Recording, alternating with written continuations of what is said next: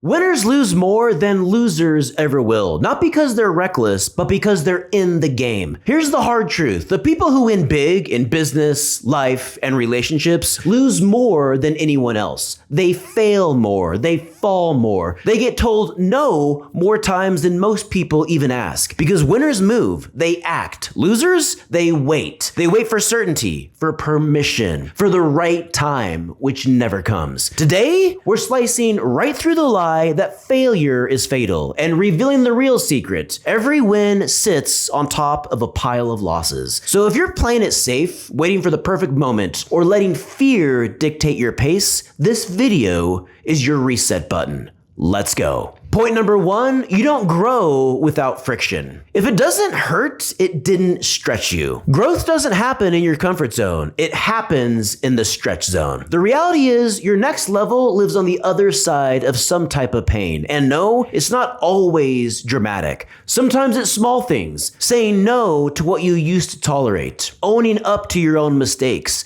Taking feedback without throwing a tantrum. Losers avoid friction. They numb it, dodge it, or justify why they shouldn't have to feel it. But winners, they lean in. They understand that pain isn't the enemy, it's the indicator that you're doing something new, something hard, something that actually matters. Friction is the weight room for your character. The heavier the lift, the stronger you get. Point number 2, taking action equals taking hits. If you're not losing, you're not trying. The cost of doing is sometimes failure, but the cost of doing nothing is always regret. Winners know this, that every meaningful action comes with a risk. Launching that business, applying for the new role, having that hard conversation. The world doesn't reward the perfect planner, it rewards the imperfect doer. You don't get to 1,000 push-ups without getting sore. You don't build muscle without tearing a few fibers. And you don't build a real life without getting hit over and over. But those hits, they're your receipts. Proof that you're in the arena. Losers stay clean, winners earn bruises. Point number 3, losing builds data and data wins. Every L is a download. Every failure is feedback. It tells you what doesn't work, what needs to change, what to double down on. But losers, they take one loss and internalize it. I guess I'm not good enough. I guess this just isn't for me. Winners, they treat it like software. Crash, debug it, patch it. Slow load time,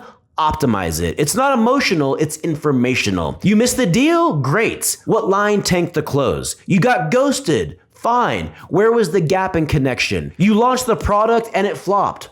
Awesome. What messaging didn't land? The data becomes your competitive edge. And when others are still asking, should I start? You're 20 feedback loops ahead. Point number 4, public losses equal private freedom. You care what strangers think? They don't even remember your name. Who are you? Fear of public failure is what paralyzes 99% of people. They're not afraid of failing, they're afraid of being seen failing. That's why they post highlight reels, not honesty. That's why they ghost their own dreams but show up to watch influencers do it instead. But winners, they lose publicly. They launch messy. They try things before they're ready. And guess what? They get better faster. Because when you stop fearing other people's opinions, you start moving based on your own values, not their validation. Every public L gives you more internal power. And that's how private freedom is born. You no longer need to be perfect, just real. Point number 5, you either stack losses or regrets. Fear will protect your ego, but it'll kill your future. You know what's worse than failure? The quiet, slow ache of regret. Of waking up 5 years from now, realizing you're still in the same place. The same income, the same excuses, the same cycle. Why? Because you were too scared to look dumb, too busy planning, too worried about being judged by people who don't even matter. Winners accumulate battle scars. Losers accumulate what ifs. You want a fulfilling life? You need a few good failures along the way. Point number 6, losing momentum is greater than perfect inaction. You don't need clarity, you need courage. Analysis paralysis is the real dream killer. Winners launch, losers hesitate. Winners post it even if it's not perfect. Losers tweak the caption for 3 weeks and never press publish. Winners start messy and clean it up along the way. Losers wait wait for a perfect plan and die waiting. The key to growth is momentum. And yes, momentum always looks awkward at first, but awkward in motion is greater than polished in limbo. Point number 7, discipline after losing is the real power. It's not who wins the most, it's who recovers the fastest. Let's be honest, anyone can show up when it's working, but who shows up after they've been humbled, after they've blown it, after they've failed in front of people? That's the real test. Winners develop resilience, not because they avoid losses, but because they learn how to keep showing up after them. They get up, wipe off the dust, and step back into fire. And they do it again and again because they understand discipline after defeat is what separates the fakers from the finishers. That's when your real character shows up, not in your highlight reel, but in your comeback. So here's the truth. If you're losing, you're learning. If you're failing, you're growing. And if you're getting hit, good. That means you're in it. Winners lose more because they're in motion more. And the more you're in motion, the more you learn, the faster you evolve, and the sooner you win. Stop avoiding losses. Start collecting them. Because every one of them is proof you didn't quit. Smash that like button if this hit different. Subscribe to American Money 101 for real talk that sharpens your edge. And send this to someone who's playing it too safe. Because the safest place to hide is also where dreams go to die. This is Benjamin Adams with American Money 101. Until next time, God bless.